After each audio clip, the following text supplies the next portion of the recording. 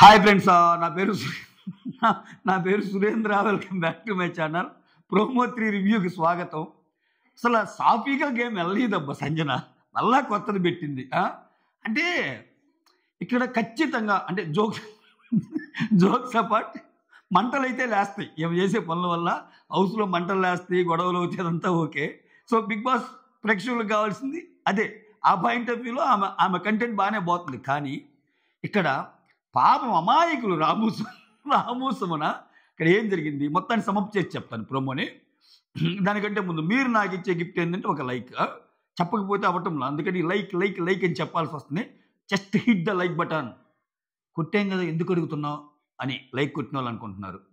కొట్టని వాళ్ళ గురించి ఇది. ఇదిగో నువ్వు ఇంకా ఆలోచిస్తున్నావు, ఇదిగో నీ గురించే లైక్ కొట్ట, నీ గురించే మాట్లాడుతుంది. కొట్టమ్మా లైక్. వీడియో అంతా అయిపోయాకైనా కొట్టు. అయితే ఇక్కడ సంజన గారు వీళ్ళిద్దరిని సుమన్ని కూర్చోబెట్టి మాటలు చెబుతుంది. అన్న ఇప్పుడు ఆమెకి ఏంటంటే ఇమ్మాన్యుల్, కళ్యాణ్, ఫ్లోరా ఉన్న టీము గెలవాలనబ్బా. మరీ ముఖ్యంగా వాళ్ళ టీం ఎందుకు గెలవాలనుకుంటుందంటే వాళ్ళ ఫ్రెండ్ ఇమ్మాన్యుల్, వాళ్ళ కొడుకు ఇమ్మాన్యుల్ ఉన్నాడు దాంట్లో నో డౌట్. ఏమో గెలిచే సూచనలు ఏమన్నా ఉన్నాయి అంటే వీళ్ళ టీంకి ఏం లేవు, చాలా తక్కువలో ఉన్నాయి. అసలు మొత్తం పాయింట్లే లేవు వాళ్ళకి పాయింట్లతో ముందుకు వెళ్తున్నారు. అటువంటప్పుడు ఒక ప్రణాళిక పాటిస్తుంది మైక్. ఏంటంటే సుమన్ని కూర్చోబెట్టుకొని, అన్న మనం ఇక్కడుంటే బుద్ధి బలం వాడాలి, అక్కడ లేకపోతే ఇంకో బలం వాడాలి. ఈ బుద్ధి బలం, ఇంకో బలం ఏంది, బుద్ధి బలం అండ్ ఏదో భుజి బలం, సంథింగ్ కండబలం అనుకోండి. నేను యాజ్ ఈజీగా నోట్ చేయలేదు, మొత్తం ఆ ప్రోమోని మైండ్లో పెట్టుకొని వచ్చేసా. పాయింట్స్ కూడా నోట్ చేసుకోవాలి లైన్ బై లైన్. సో మనం అనువు కాని చోట అధికులు మనకూడదు అన్నట్టు ఆమె. అంటే ఏంటి, మన దగ్గర ఎలాగూ లేదు, ఇప్పుడు మనం గెలిచే సిచ్యువేషన్ లేదు. వాళ్ళిద్దరు బాగా ఆడుతున్నారు, okay, Emmanuel and Pawan Kalyan. So వాళ్ళని గెలిపించే దిశగా అడుగులేద్దాం అంటది. ఇప్పుడు నీ టీంలో ఉండి స్వపక్షంలోనే విపక్షమైంది, దారుణం కదా. అఫ్కోర్స్ వీళ్ళకి లేకపోవచ్చు పాయింట్లు, వీళ్ళు డౌన్లో ఉండొచ్చు. ఏమో ప్రతి వీక్ అక్కడ జనాలు చూసేది ఏంది, మీరు ఎంతలా పెర్ఫామ్ చేసేదనేది చూస్తారు. 3 గేములు, ఇప్పుడు నువ్వు కొన్ని గేములు పోరాడి ఓడిపో, ఆ పోరాట పడి నచ్చిందంటే వా ఏం ఆడారా సుమన్, ఏం ఆడారా రాము అంటారు. పాపం వాళ్ళకి అవకాశాన్ని కిల్ చేసినట్టు కదా. ఏమొచ్చి లేదు వాళ్ళ గెలుపు కోసం మనం పోరాడదామంటే ఎట్లుంటుంది. పాపం నేను అమాయకంగా బుద్ధి బలం అది ఇదంటే 2 ఉండాలి కదమ్మా అన్నట్టు అంటున్నాడు. లేదు అది ఆ బలమే ఉండాలి అంటే వాళ్ళనే గెలిపించడానికి ట్రై చేయాలని చెబుతుంది. ఏనేం చేశాడు, ఇది తీసుకెళ్ళి రాముతో అక్కడున్న రీతు చౌదరి అండ్ డిమాండ్ పవన్తో చెప్తాడు. సుమన్ శెట్టి కామ్గా ఉంటే సుమన్ శెట్టిని లాగుతున్నారు బయటికి.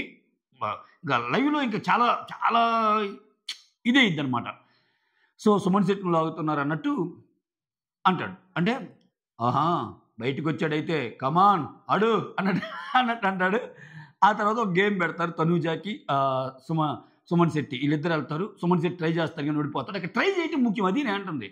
తనూజ పాపం బాగా ఆడింది, నిజంగా చెప్పాలంటే చాలా ఫాస్ట్కి వెళ్ళింది. ఇంకా చూసుకోకుండా 1-2 మిస్ అయినాయి ఆ పరిగెత్తే ప్రాసెస్లో. కళ్యాణ్ చూశాడు, ఇద్దరిని డిస్క్వాలిఫై చేశాడు. ఇప్పుడు సుమన్ శెట్టి, తనూజ అంటే ఆబ్వియస్గా వీళ్ళిద్దరిలో ఒకరు బెటర్ గేమ్ని పెట్టేవాళ్ళంటే తనూజకే వచ్చు. బట్ అక్కడ రూల్స్ని బేస్ చేసుకుని ఆ ఒక్క చిన్నది కూడా పడకూడదు అన్న దీంట్లో పవన్ కళ్యాణ్ ఇచ్చాడు. తనుజ ఫీల్ అయింది, బాత్రూమ్కి వెళ్ళి పాపం ఏడ్ చేసింది. కళ్యాణ్ తీర్పు ఇచ్చాడు, తనుజ ఏడ్ చేసింది. పాపం బాధపడింది అమ్మాయి ఏంటంటే ఇంత కష్టపడినా నాకు ఏంది అన్న సెన్స్లో తనుజ గారు ఉన్నారు. అయితే ఇక్కడ సుమన్ శెట్టి ఏం చేశాడు, రాముకి చెప్తాడు ఇదే మాట, ఇది సంజన గురించి మాట. ఇట్లా అంటుంది ఏంటి అంటే అది అట్లా సపోర్ట్ చేస్తాం, అట్లా చేస్తే నామినేషనే అన్నట్టు అంటాడు. రాము కూడా మండిపోద్ది పాపం. ట్రూ, వాళ్ళిద్దరి బాధలు అర్థం ఉందబ్బా. ఇప్పుడు నువ్వు ఒక టీం అయినప్పుడు వేరే టీంకి ఎలా సపోర్ట్ చేస్తావు. ఇక్కడ చాలామంది ట్విట్టర్లో నేను ఒక వింత వాదన చూసా. ఏంటి, Sreeja, Flora and then Ritu ఉన్నప్పుడు శ్రీజ ఓడిపోతుందని తెలిసినప్పుడు ఫ్లోరాకి సపోర్ట్ చేసింది కదా, అది ఓకే, కొంచెం కలుసుద్ది అది దానికి దీనికి. ఇప్పుడు ఏమో కూడా సంజన కూడా ఎలాగో ఓడిపోతున్నది కాబట్టి రెడ్ టీంకి సపోర్ట్ చేస్తుంది. క్లియర్గా ఏమన్నా చెప్తుంది, అరే వాళ్ళు ఒప్పుకోపోయాను, నేను సింగిల్గా రెడ్ టీంకి రా, ఇంకేమో డిసైడ్ అయితే దబిడి ఎవడు మాట అయిందేమా నేను మీకే అన్నట్టు చెప్తున్నామె. ఎందుకంటే ఇంకా గెలిచే టీంని ఎట్లాగో ఓడిపోతున్నాం కదా, గెలిపించామన్న పేరు కోసమేమో. ఇప్పుడు దీంట్లో కూడా ఒక చిన్న లాజిక్ ఉంటుందండి. దాంట్లో కూడా ఆమె పాత్ర ఏంటంటే నేను గెలవకపోయినా గెలలేదురా, గెలిపించాను నేను, మీ గెలుపు ట్రై. ఇప్పుడు వీళ్ళు ఎంత ట్రై చేసినా అది గెలిచే సీన్ లేదు, వీళ్ళకి పాపం ఓడిపోయే టీం కానీ ఉన్నారు. సో అదొక స్ట్రాటజీ. ఇక్కడ సోషల్ మీడియాలో ఒక వింత వాదన అన్నా కదా, అదేంటంటే ఇప్పుడు సంజన లాంటి ఆ గేమ్ లాంటి ఆడిన గేమే అక్కడ శ్రీజ కూడా ఆడింది కదా అన్నట్టు అంటున్నారు. ఎందుకని last week Sreeja, Ritu and Flora ఉన్నప్పుడు శ్రీజ తక్కువ బాల్, శ్రీజకు అవకాశం లేకుండా ఉన్నప్పుడు శ్రీజ ఫ్లోరాతో కలిసిపోద్ది. శ్రీజ ఫ్లోరాకి సపోర్ట్ చేసి పెట్టుకో అంటుంది. సో ఆల్మోస్ట్ ఈ గేమ్ అంటున్నారు. అది కొంత నిజమని నేను పూర్తిగా అగ్రి అవ్వను. ఎందుకని అది సింగిల్గా ఆడింది. ఇప్పుడు ఏంది, అది సింగిల్గా ఆడిన గేమ్. వాళ్ళ ముగ్గురు లోపలికి వెళ్తారు. వాళ్ళ ముగ్గురు ఒక ఏందిరా అప్పుడు వాళ్ళ ముగ్గురు ఆడేది ఇమ్యూనిటీ కోసం అనుకుంటా. ఇమ్యూనిటీ కోసం వాళ్ళు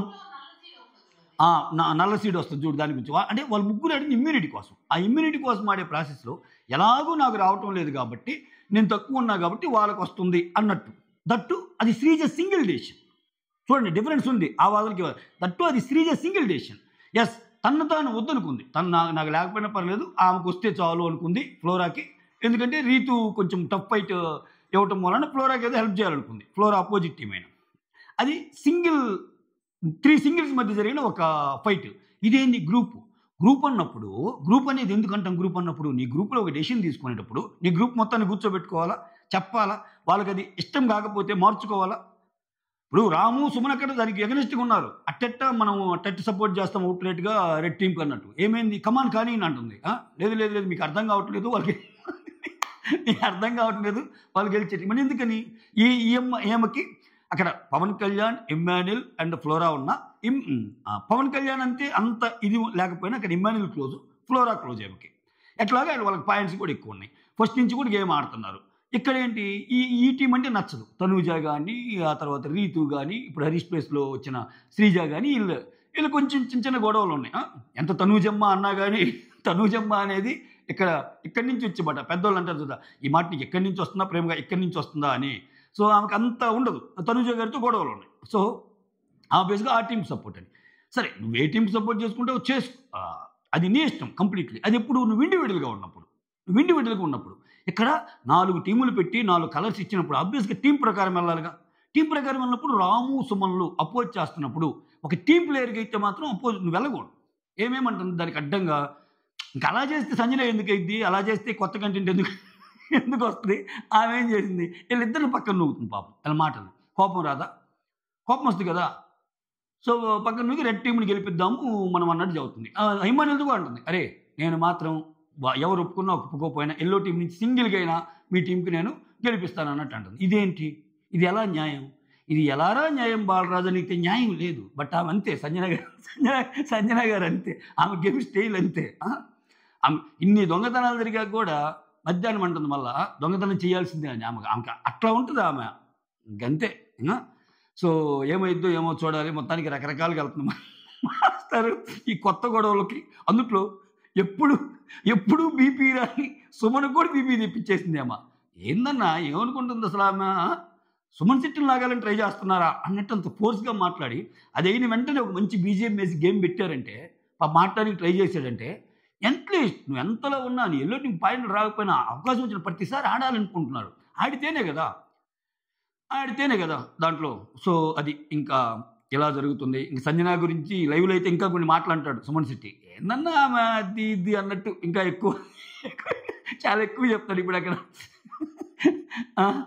అక్కడ ఉంది. అదే కానీ ఇది మ్యాటర్. మొత్తానికి ఏమవుతుందో చూడాలి. ఇది కొత్త గొడవ అనమాట. అంటే ఎదుటోళ్ళతో గొడవతో పాటు ఉన్న టీం వాళ్ళతో కూడా ఎలా గొడవ వేసుకోవాలి, ఈ గొడవ ద్వారా ఎలా తెప్పియాలి, అసలు లెజెండ్ అంటే ఏంటి, సెలబ్రిటీ అన్నట్టు ఏమో రాజ్యాంగంలో అన్ని రూల్స్ రాసుకొని వచ్చింది. దివిడే ఈ వారం ఈమె చేసే పనులకి, ఈమె చేసిన అరాచకాలకి నాగార్జున సార్ చేతిలో కోటింగ్ ఉంటుందయ్యా, ఖచ్చితంగా కోటింగ్ ఉంటుంది అనిపిస్తుంది. చూద్దాం. కోటింగ్ లేకపోతే ఈ బిగ్ బాస్ టీం కూడా ఎలా ఉంటుందంటే, ఒక్కోసారి ఇలా వల్ల కంటెంట్ వస్తుంది కదా, ఏదో ఒకటి ఒక ఇంట్రెస్ట్ క్రియేట్ అవుతుంది కదా అన్నప్పుడు దాన్ని పెద్దగా హైలైట్ చేయరు. సో కొంచెం ఇంకా నెగిటివ్గా అలా వెళ్తున్నప్పుడు చేస్తారు. చూడాలి ఇప్పుడు ఏం విషయంలో ఏమి ఇది చేస్తారు. ఎందుకంటే లాస్ట్ వీక్ కొన్ని పాయింట్స్ చెప్పాడు నాకు సార్. ఏం చెప్పాడు, అసలు ఓనర్స్కి టెనెంట్స్కి, ఓనర్స్ లాగా ఉంటున్నారా, టెనెంట్స్ లాగా ఉంటున్నారా అన్నప్పుడు రూల్స్ ఫాలో అవ్వమనే. రూల్స్ ఫాలో అవ్వాలన్నప్పుడు బీయింగ్ అసలు ఫుడ్ మానిటరు ఫుడ్ దొంగతనం చేసి అది ఫ్లోరాతో పంపించి శ్రీజాకి ఎలా వేస్తుంది? అక్కడేం రూల్ ఫాలో అయినట్టు? రూల్ ఫాలో కాలేదు కదా. అది దొంగతనంగా పంపించి అంటే ఆమె ఇంకా ఓకే, ఇంకా ఆమె దేనికైనా ఓకే అన్నట్టు ఆడుతుంది. సో ఇటువంటి పాయింట్స్ని ఎత్తి చూపి సంజనాకి క్లాస్ పీకుతారా, లేకపోతే సంజన మామూలుగా అయితే నేను తిట్టాలని సంజన, కానీ శ్రీజ బాధ చూసి నువ్వు ఫుడ్ పంపావు చూడు, అక్కడ ఒక మెట్టు ఎక్కావమ్మా. అంటే బిగ్ బాస్ కత్తి ఇస్తాడు, పువ్వు ఇస్తాడు. బట్ నువ్వు పువ్వుని సెలెక్ట్ చేసుకున్నావు చూడు అని అన్నాడనుకో, మనం అంతా బకరాలు అయిపోతాం. అక్కడ అక్కడ రూల్ మాట్లాడినట్టు నాకు సారు. ఆయన మాట్లాడిన మాట ఆయన తప్పినట్టు. అలా కాకుండా లాస్ట్ వీక్ కదమ్మా సంజన చెప్పింది, ఓనర్స్ లాగా ఉండండి, టెనెంట్స్ లాగా ఉండండి. ఈ దయా, జాలి అన్నీ ఆపండి. మరీ ఫుడ్ తక్కువైతే మేము బిగ్ బాస్ టీం చూసుకుంటుంది, మీరంత కన్సర్న్ చూపివ్వలేదు అన్నారనుకో, గేమ్ ప్రకారం పోయినట్టు. ఈ రెంట్లో ఏ పాత్రలో వెళ్తారో ఏంటి చూసుకుందాం. మొత్తానికి సంజన గారికి ఒక పెద్ద నమస్కారం అయ్యా. ఓకే, సో అది మ్యాటర్. కొత్త గొడవలకి నాంది పలుకుతుంది మళ్ళీ. సైనింగ్ ఆఫ్, మీ సురేంద్ర.